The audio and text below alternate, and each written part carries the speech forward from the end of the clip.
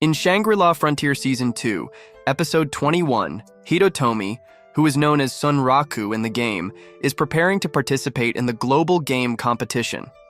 He never expected to compete in such an event, let alone meet Kwomi and Pencilgon in real life. Kwomi has even booked a hotel for him, and Hitotomi hopes it's not some cheap place. But when he arrives, he is shocked.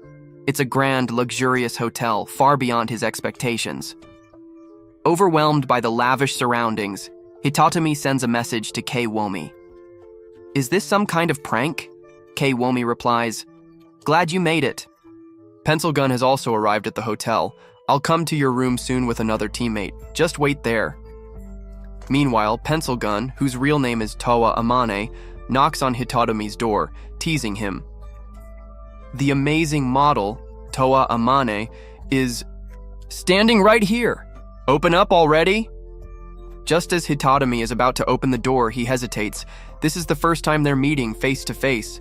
He wants to make a strong first impression, especially since he's the only one whose real identity is still unknown. But Pencilgon keeps knocking impatiently, warning, "If you don't open up soon, I'll call the police and say a suspicious man has entered this room." Finally, when the door opens, Pencilgon is left speechless. Hitotomi is standing. They're wearing a gas mask. Meanwhile, Kwomi is on his way to Hitotomi's room with another teammate, Megumi. She questions him, "Are the two players you invited really good enough to replace professional gamers?" Kwomi confidently responds, "Absolutely. I have a solid reason for choosing them." Megumi presses further, but Kwomi insists, "You should meet them yourself. They act weird in the game, but you can trust their skills." When Kwomi and Megumi arrive, they find Pencilgon laughing uncontrollably at Hitotomi's gas mask.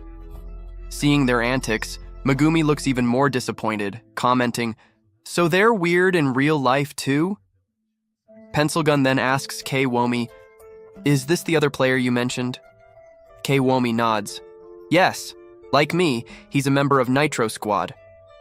But Megumi isn't convinced.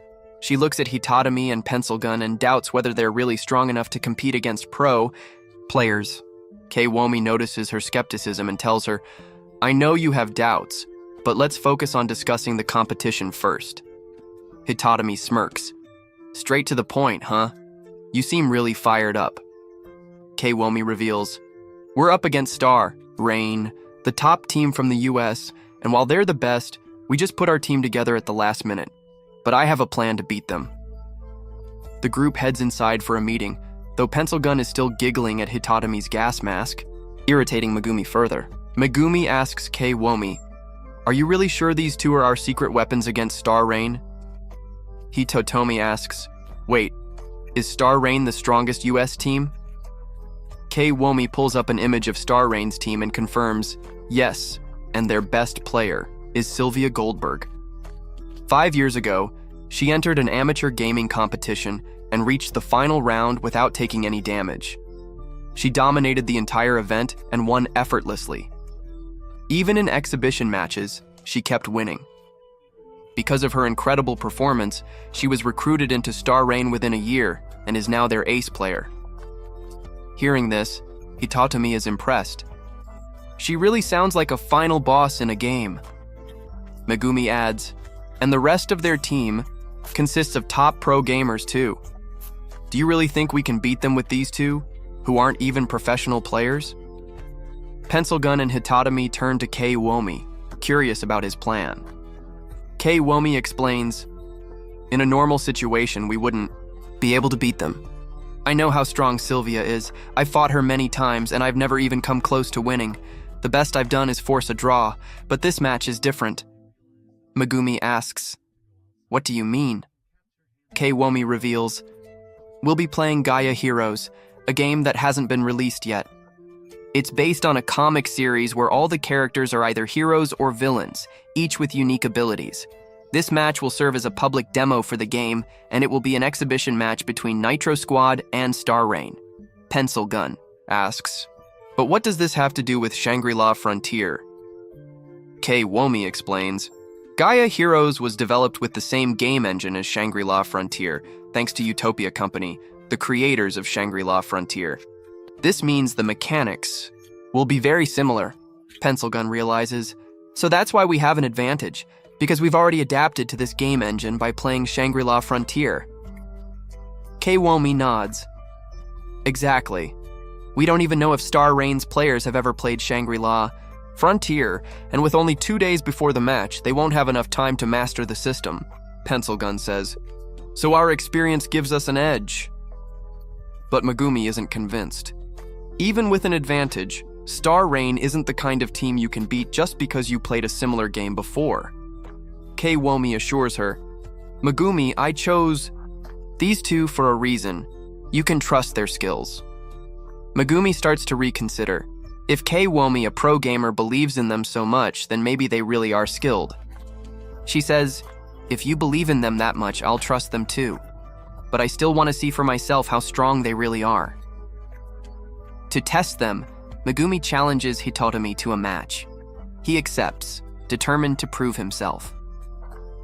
After the meeting, everyone returns to their rooms. Kiwomi reminds Pencilgon, make sure to read Gaia comics, knowing the characters is important. Pencilgon replies, see you later, Megumi. I'm always ready for your challenge. After she leaves, Megumi asks, Kiwomi, do you really think they can beat me? Kiwomi smirks. I have no idea what will happen, but I want you to beat them so I can make fun of them later. Hearing this, Megumi gets annoyed, thinking, if he isn't sure, does that mean he actually believes they can win? Meanwhile, Hitotomi is excited because his hotel room has a high-end VR gaming chair, making the experience much smoother. He says, I've tested this game with every character, and it really feels like it was built with Shangri-La Frontier's technology. Then we're introduced to the mechanics of Gaia heroes. Every character is either a hero or a villain, each with unique abilities. Just as Hitotomi is getting ready, he receives a message from Megumi. It's time for our match. Excited, he declares, I don't care that she's a pro gamer. I'm going to prove to her that I'm an amazing player.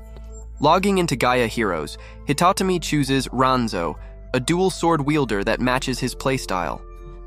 As soon as he enters the game, he sees a large metal structure falling toward a mother and child. Without hesitation, he slashes it apart, saving them. Meanwhile, Megumi has chosen Maguru, a character who ruthlessly attacks opponents. She smirks and says, we'll soon see who the better player really is. And with that, the episode ends.